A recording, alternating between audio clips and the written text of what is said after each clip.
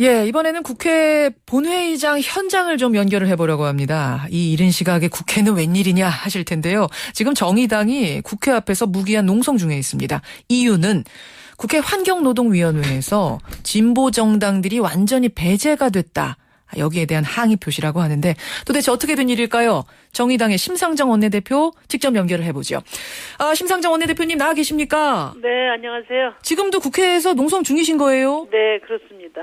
아니 무슨 일인가 봤더니 전반기 국회까지는 정의당이 국회 환노위 환경노동위원회에 포함이 됐었는데 이번 하반기에는 배제가 됐다. 네. 이게 어떤 얘기입니까?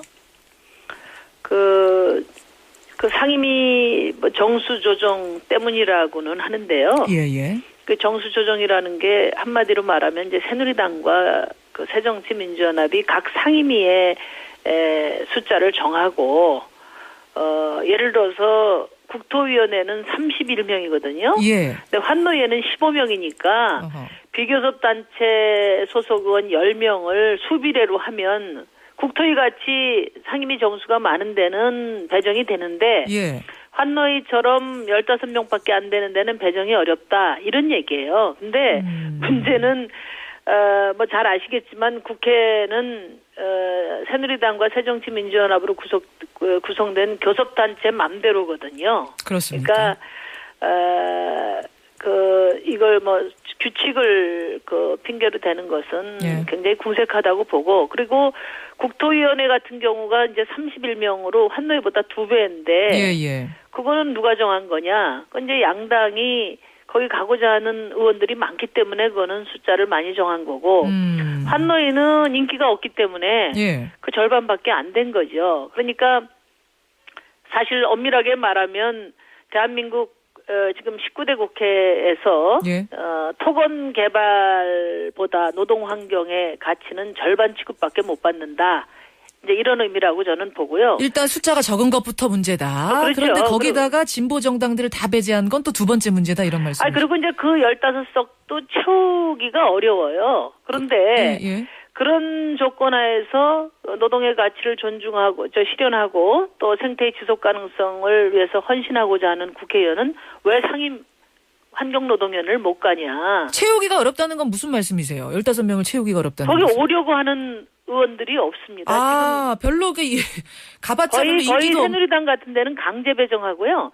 이번에도 8석 새누리당 배정했는데 7석밖에 지금 사람 명단을 못 냈어요. 가봤자 골치 아픈 위원회니까 다들 안 가시려고 하는군요. 네, 그러면 열심히 바로 그 노동의 가치, 생태 가치를 실현하고자 국회에 들어온 예. 정당을 고려해야 되고 그걸 왜 배제하느냐는 거죠. 그래서 아무리 수적 논리가 뭐 의미가 있다 하더라도 정당의 존립 이유보다 더 중요할 수는 없거든요. 그래서 이거는 단지 뭐 한 국회의원의 호불호 문제가 아니고 저희 정의당으로서는 정당의 존재 이유가 부정당한 것이고 또 이런 소수의 의견을 당리당략에 의해서 묵살하는 국회는 민주주의에도 부합되지 않는다. 그런 점에서 저희가 농성을 하고 있습니다. 제가 들으면서 언뜻 이해가 안 가는 게 그러니까 지금 새정치민주연합이든 새누리당이든 그렇게 가고 싶어하는 상임위도 아닌데 이것이 진보정당에는 기회가 안 온다. 그러면 기회를 주지 않는 그러니까 교섭단체끼리 얘기하면 얼마든지 줄 수도 있는 건데 그럼요. 숨어있는 의도 어떤 예를 들어 꼼수가 있다라고 보시는 건가요? 거기에?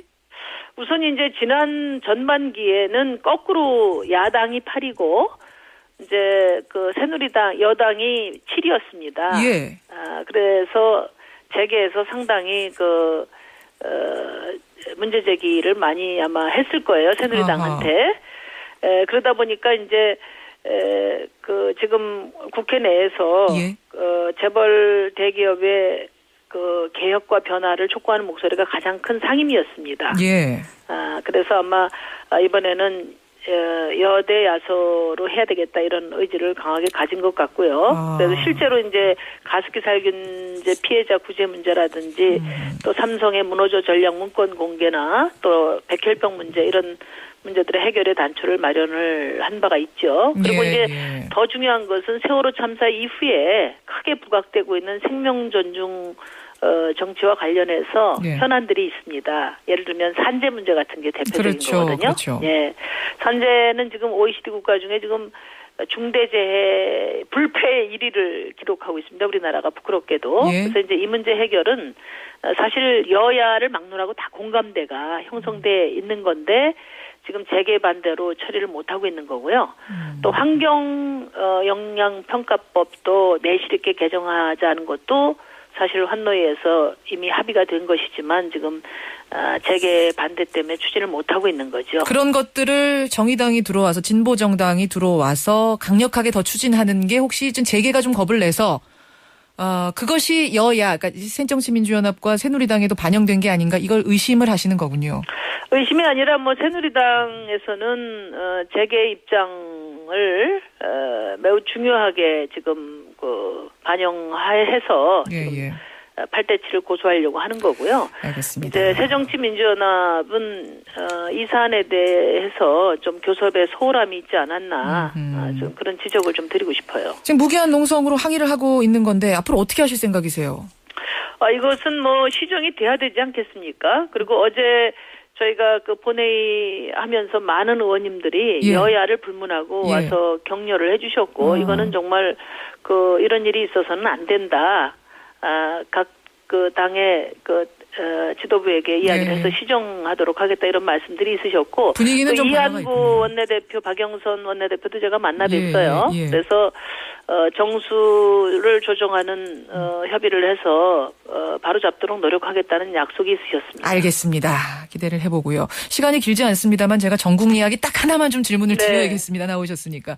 어제 문창국 총리 후보자가 결국 자진 사퇴했습니다. 상당히 억울함을 토로하면서 하지만 대통령에게 부담 주기 싫어서 그만둔다라는 얘기를 했는데 어떻게 보셨습니까?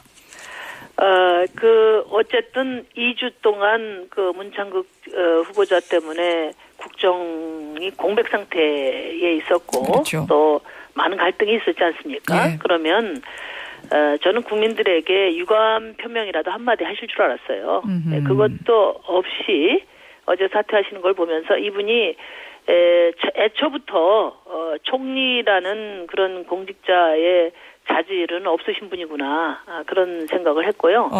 문제는 이제 지금 어제 대통령께서 말씀을 하신 걸 보면서 앞이 깜깜했습니다. 어제 말씀하신 거라면 어떤 부분 말씀하시는 지금 세월호 참사 이후에 국정을 다 잡아도 시원치 않을 마당인데 정홍원 총리 사임 후에 지금 2달 아닙니까? 그리고 두 분의 총리가 낙마했는데 그 문제에 대해서 어떤 사과의 말씀도 없으시고 오히려 문창국 지명자를 안타까워하고 옹호하는 그런 말씀이셨어요. 그래서 이게 그 원인이